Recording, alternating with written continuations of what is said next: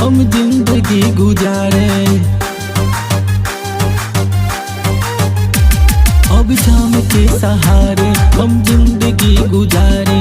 जियल भइल बा मुश्किल है जान तोहरा मारे। याद तोहर दिल से नहीं जाता हो, जाता हो। जान चली जाए अब बुझाता हो।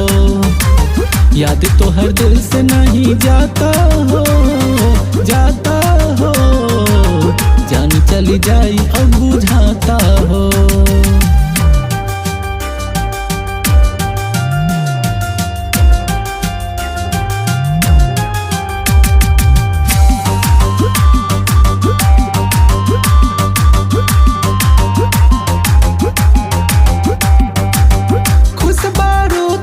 के ओकरा के अब का कही जाने तोहरा के। खुश बारो तू पाके ओकरा के अब का कही जाने तोहरा के। दिल के दर्द अब मिटी कैसे तू ही बताओ हम जी कैसे।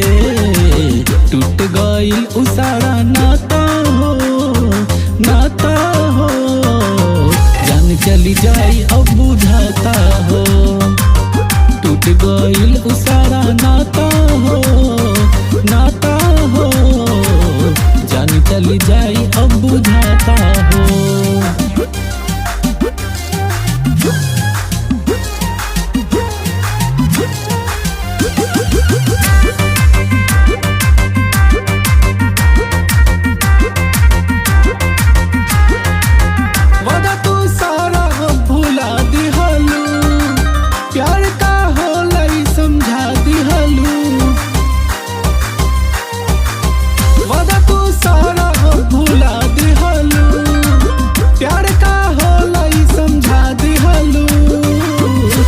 बर्बाद होई गईनी हो तोहसे दिल जे हम लगईनी हो।